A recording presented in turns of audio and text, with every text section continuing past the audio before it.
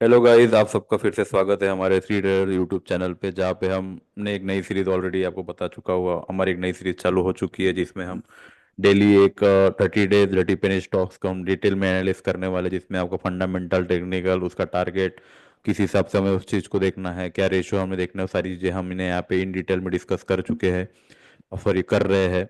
अब इस सीरीज का ये हमारा तीसरा स्टॉक रहेगा। ऑलरेडी हमने दो स्टॉक के बारे में आपको डिटेल में बता दिया है। आप उस स्टॉक के एक वीडियो को आप जाके चेकआउट कर सकते हो। अगर आप उस चीज़ में आप कंफर्टेबल हो और आपको लगता है कि उस स्पेसिफिक स्टॉक पे आपको अगर इन्वेस्ट करना हो तो आप उसमें आप इन्वेस्ट कर सकते हो। तो आज का हमारा सीरीज का एक तीसरा दिन है और तीसरा पेनी स्टॉक हमने लाया हुआ है जिसका नाम है सैनबुल कोऑपरेशन लिमिटेड। सैनबुल कोऑपरेशन लिमिटेड, जिसका करंट मार्केट प्राइस है 49.5 का। ये कंपनी 1993 में इनकॉर्पोरेट हुई थी। इस कंपनी का बेसिक बिजनेस ओवरव्यू देखा जाए तो ये कंपनी एक्चुअली डील करती है फैब्रिक्स में। Fabric, dress material, manmade fibres, cotton fibre, textile, additional etcetera. और एडिशनल ये इसके साथ साथ ये जो इनका बिजनेस हो गया, इसके साथ साथ ये मैनेजमेंट एडवाइजरी भी प्रोवाइड करती है। साथ ही साथ ये इंडिविजुअल एंड अदर इंडस्ट्रियल को मैनेज भी करती है। तो ये सारी चीज़ें ये कंपनी, एक स्पेसिफिक कंपनी करती है। तो बेसिकली ये कंपनी, मुझे जहाँ तक मुझे लग रहा है बिजनेस ओवरव्यू के हिसाब से, काफ़ी अच्छा सेक्टर में उसका हैंड ऑन है। तो अगर हम डिटेल में अभी देखते हैं इसको आगे कि इसके फंडामेंटली किस हिसाब से स्ट्रांग है, क्या ये वर्थ है नहीं है, तो ये सारी चीज़ें हम इन डिटेल में पढ़ते हैं। तो नेक्स्ट आता है हमारा फंडामेंटल रेशोज के बारे में। अगर फंडामेंटल रेशोज में सबसे इंपॉर्टेंट होता है हमारे लिए बुक वैल्यू। तो सबसे पहले बुक वैल्यू को ही चेक करते हैं। बुक वैल्यू यहाँ पे आप मुझे क्लियरली दिख रही है कि 124 की है। मतलब ये ऑलरेडी एक अंडर वैल्यूड स्टॉक है। जैसे मैंने ऑलरेडी पहले कई सेशन और ये जो लास्ट दो वीडियोज में मैंने ऑलरेडी आपको डिटेल में बताया हुआ है कि अगर आपकी बुक वैल्यू कम होती है तो अंडरवैल्यूड होती, सॉरी, अगर आपका current market price present book value से कम है तो ये अंडरवैल्यूड स्टॉक है और उसमें पॉसिबिलिटी होती है उस स्पेसिफिक बुक वैल्यू के प्राइस टारगेट तक जाने की क्षमता रहती है। तो हम उस हिसाब से अगर कंपेयर करें तो इसके बुक वैल्यू 124 है पारगटा, और प्रेजेंट मार्केट प्राइस जो चल रही है 50 के अराउंड चल रही है। तो ये स्टॉक ट्रेड कर रहा है 0.40 टाइम्स ऑफ बुक वैल्यू। तो काफ़ी अंडरवैल्यूड स्टॉक है। तो बुक वैल्यू के हिसाब से मुझे काफ़ी अच्छा लग रहा है स्टॉक। नेक्स्ट पॉइंट पे आते हैं हमारा face value. Face value almost सब स्टॉक का बेसिकली 10 रहता है। उसके बाद स्टॉक पी अभी 88.4 है। नेक्स्ट वन आता है इसका मार्जिन, और ये जो 3 सालों से इनका प्रॉफिट और मार्जिन रहेगा 41% है।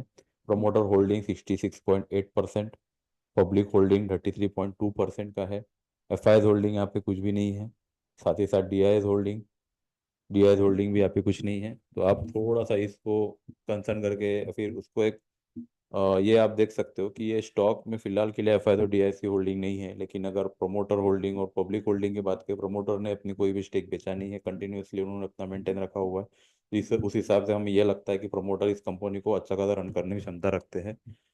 तो कंपनी को अगर मैं उसकी प्रोस की बात करूँ, कंपनी ऑलमोस्ट डेट फ्री है। सबसे इंपॉर्टेंट पॉइंट होती है, कोई भी अगर अपन इन्वेस्ट करते हैं फंडामेंटली किसी चीज़ को देखना है, सबसे पहला और इम्पोर्टेंट चीज़ होता है हमारे हमारे लिए कि कंपनी डेप्थ में है नहीं है या डेप्थ फ्री है। तो ये कंपनी ऑलमोस्ट डेप्थ फ्री है। ये कंपनी 0.40 टाइम्स बुक वैल्यू पे ट्रेड कर रही है। और स्पेसिफिक कंपनी ने कई मतलब जो उनका जो परफॉर्मेंस था, वो परफॉर्मेंस धीरे धीरे वो अपना रेगुलरली इम्प्रूव करे जा रहे हैं। तो उनका जो कैपिटल रिक्वायरमेंट का जो रेशो है वो धीरे धीरे कंटिन्यूअसली रिड्यूस करते जा रहे हैं। तो ये भी हमारे लिए काफ़ी अच्छा पॉइंट है। कंपनी अगर मैं कॉन्स की बात करूं तो कंपनी रिपीटेड प्रॉफिट अर्न कर रही है, कंप्लीटली प्रॉफिटेबल कंपनी है। और कहाँ ईयर ऑन ईयर भी काफ़ी अच्छा प्रॉफिट ग्रोथ दिखाई दे रहा है। लेकिन कंपनी ने अब तक के कोई डिविडेंड पे आउट दिया नहीं है, तो ये स्लाइट निगेटिव पॉइंट हो जाता है कंपनी के बारे में। कंपनी का रिटर्न भी थोड़ा फिलहाल के लास्ट पिछले 3 सालों में ज़्यादा रिटर्न दिया नहीं है। तो बेसिकली आप ये पता, आपको तो इतना पता ही है कि जो भी पेनी स्टॉक है, फिर जो भी स्टॉक्स होते हैं जिसमें कोई एफ आई या डी आई सी होल्डिंग नहीं होती है, वो कंपनी थोड़ी स्लो, थोड़ी लिक्विडिटी कम होती है, उसमें स्लो मोमेंटम रहता है। रिटर्न ऑफ पॉसिबिलिटी बहुत कम हो जाती है। लेकिन अगर इस चीज़ को अगर लॉन्ग टर्म के लिए होल्ड करते हैं, फिर जो भी स्टॉक हम बता रहे हैं इस सीरीज में, अगर आप इस चीज़ को 3 4 साल या 5 साल तक होल्ड करते हो तो काफ़ी अच्छा रिटर्न देने की इसमें आपकी पॉसिबिलिटी बनती है। तो जो भी हमने यहाँ पे फंडामेंटल रेशियोज और जो भी हमने कंपनीज की प्रोज और कॉन्स के बारे में बताया है, आप एक बार अपने आपके एंड से वेरीफाई करके, क्रॉस वेरीफाई करके, अगर आपको लगता है कि भाई ये फंडामेंटल रेशो जो हमने यहाँ पे डिस्कस किया है कंप्लीटली परफेक्ट है, और आपको लगता है कि भाई ये जो फंडामेंटल रेशोज है ये मेरे लिए एकदम परफेक्ट है इन्वेस्टमेंट के लिए, तो आप इस स्टॉक में आप इन्वेस्ट कर सकते हो। तो ये सारी चीज़ें होगी हमारी फंडामेंटल रेशोज के बारे में। अगर आगे आते हैं हम इसकी टेक्निकल चार्ट पे, हम टेक्निकल एनालिसिस करते हैं कि टेक्निकली चार्ट हमें कैसा लग रहा है। तो टेक्निकली तो टेक्निकली हमें ये दिखाई पड़ रहा है यहाँ पे कि अगर मैं मंथली चार्ट देखूं तो मंथली चार्ट अभी फिलहाल जो जिस हिसाब से रेट चल रहा है 49.50 का है, उसका हाई ऑलमोस्ट 68 का बना हुआ है, और कम्प्लीटली एक हायर लेवल से डोजी फॉर्मेशन हो रहा है। डोजी सॉरी, हायर रेंज से एक रिजेक्शन हमें देखने को मिल रहा है। और लोअर डाउन की बात करें 44, इस रेंज पे मार्केट एक सपोर्ट लेने की कोशिश कर रहा है। तो मैं इस मंथली चार्ट के हिसाब से मुझे एक यहाँ पे इतना तो मुझे जस्टिफाई हो चुका है कि मार्केट एक 44 या 43 के आसपास के लेवल पे एक सपोर्ट बेस बना रहा है। और एक हायर एंड पे देखा जाए 68 ये हमारे लिए एक रेजिस्टेंस बेस फॉर्मेशन के हिसाब से मुझे मंथली टाइम फ्रेम में दिखाई पड़ रहा है। अगर मैं इस चीज को एक वीकली चार्ट में देखूं तो वीकली में मुझे यहाँ पे क्लियरली दिखाई दे रहा है कि 44 या 43 की और ये जो जो मैंने आपको मंथली में बताया वही चीज यहाँ पे भी अप्लाई हो रही है। 43 44 ये एक ऐसी रेंज है जहाँ पे एक बेस फॉर्मेशन का कंसेप्ट लगा है, मतलब यहाँ पे मार्केट कंटिन्यूअसली सपोर्ट ले रहा है, उस चीज को तोड़ नहीं रहा है। तो हम क्या कर सकते हैं, इस चीज को या इस लेवल के आसपास अगर आपको फिर से मार्केट मिलता है 43 के रेंज में, अगर आपको वापस से ये पर्टिकुलर शेयर अगर आपको मिलता है तो आप इस शेयर में आप इन्वेस्टमेंट कर सकते हो। तो ये जो टेक्निकल जो चार्ट हम आपको बता रहे हैं, आप आपके एंड से भी एक बार वेरीफाई कर लीजिएगा, क्योंकि हम ये सारी चीज़ें हम एक एजुकेशनल पर्पस के हिसाब से सारी सीरीज हमने चालू किया है, तो आप उसी हिसाब से इसको ट्रीट करिए। हमारी तरफ से आपको कोई ये नहीं है कि हम कुछ आप एडवाइस नहीं कर रहे हैं आपको कि इस स्टॉक पे आपको इन्वेस्ट करना ही करना है करके। आपकी रिस्क रहेगा, आपका अमाउंट रहेगा, बस हमारा काम यही है कि आपको ये सारी चीज़ें आपको बताना है कि टेक्निकली स्पेसिफिक स्टॉक अच्छा लग रहा है नहीं लग रहा है, कंपनी करती क्या है, कंपनी का पीई क्या है, तो ये सारी चीज़ें हमने यहाँ पे ऑलरेडी डिस्कस कर चुके हैं। तो मैं मेरे लिए यही रहेगा कि अगर मार्केट अगर ये स्पेसिफिक शेयर आपको 43 के रेंज में अगर आपको मिलता है फिर से, तो आप वहाँ पे इन्वेस्ट कर सकते हो। और some sort of amount invest करके इसको 1 साल 2 साल के हिसाब से इसको होल्ड करते हो, तो आपको अच्छा खासा टारगेट आपको देखने को मिल सकता है।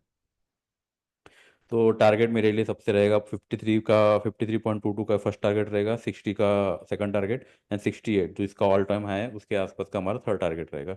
अब ये जो कंपनी उसकी पीयर कंपनी अगर देखा जाए तो अदानी एंटरप्राइज, एजिस लॉजिस्टिक्स है, सेलो वर्ल्ड है, एमएमटीसी है, होसाना कंज्यूमर है, तो ये सारी सेक्टर्स है। तो अगर कंपेयर करे जाए तो उस सारे सेक्टर का जो करंट मार्केट प्राइस है काफ़ी ऊपर है। मोस्टली हम लोग ये सोचते हैं कि कम मार्केट प्राइस का अगर स्टॉक मिल जाए तो हम वहाँ पे इन्वेस्ट करके उसको लॉन्ग टर्म के लिए होल्ड कर सकते हो, उस हिसाब से तो सबसे अच्छा रहेगा ये स्टॉक। इन्वेस्टमेंट के लिए भी अच्छा है, फंडामेंटल भी अच्छा है। तभी भी आप अपने एंड से इस चीज़ को वेरीफाई करिए, उसके बाद ही आप उसमें इन्वेस्ट करिए। तो आज के लिए बस इतना ही। इसके बाद अगले वीडियो में एक नए स्टॉक के साथ वापस से हम आते हैं। आप फिर से वही चीज़ हम आपको बता रहे हैं, फिर से सारी चीज़ें आप एजुकेशनल पर्पज ही ट्रीट करिए। हमारे तरफ से आपको इन्वेस्टमेंट की कोई एडवाइस हम यहाँ पे प्रोवाइड नहीं कर रहे हैं। तो थैंक यू, मिलते हैं, एंड वेलकम।